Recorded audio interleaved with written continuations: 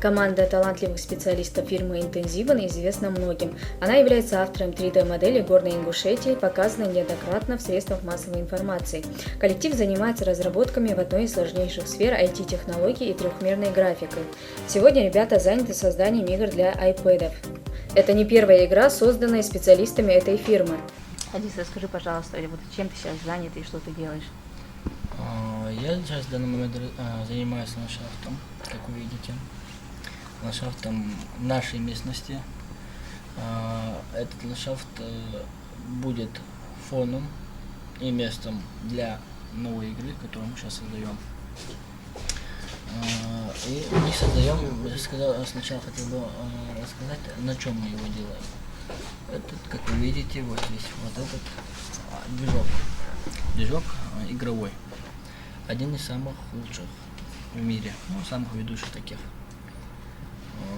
Довольно мощный такой, известный. Многофункционал, все позволяет, так достаточно легко. Вот. Для чего? Прежде всего, этот мультфильм, не мультфильм, а этот игра у нас будет на iPad. На iPad, 1, 2, 3. Первый, второй, третий.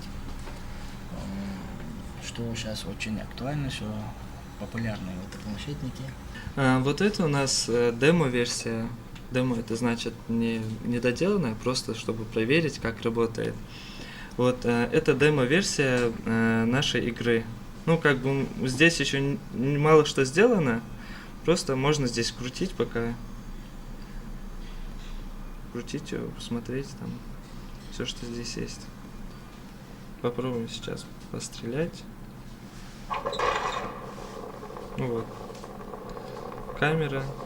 Видно, как она летит.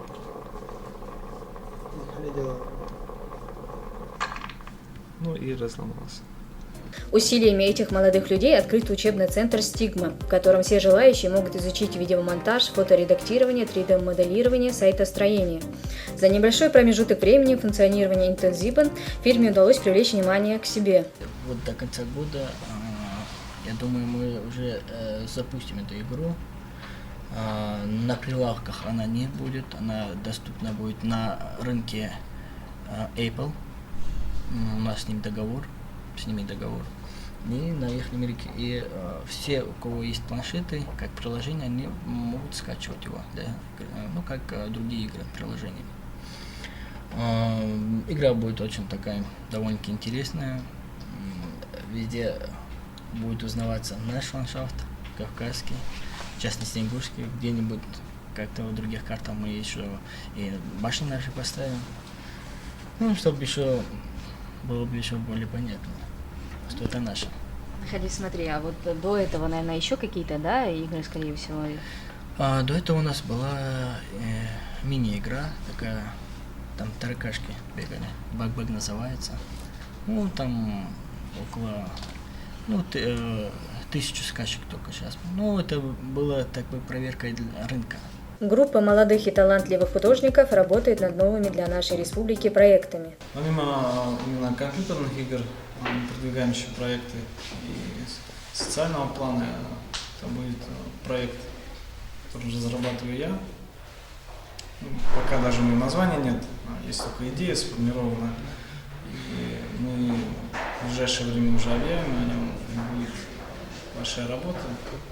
Это своеобразный клуб интеллектуалов, который будет размещаться в школах для того, чтобы развивать в детях навыки мышления, изобретательности, артистичности, выступления, сцены.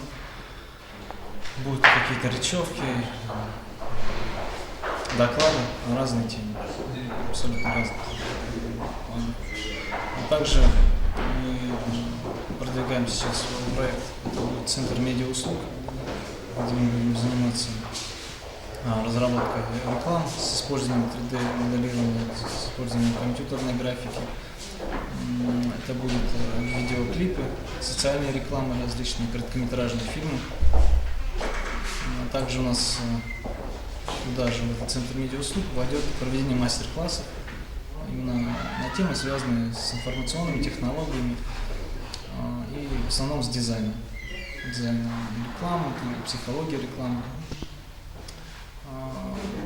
Еще одна вот функция, которая туда тоже входит, это обучение преподавателей средних учебных заведений именно компьютеру, то есть используем компьютер непосредственно в этих средних учебных заведениях, школах.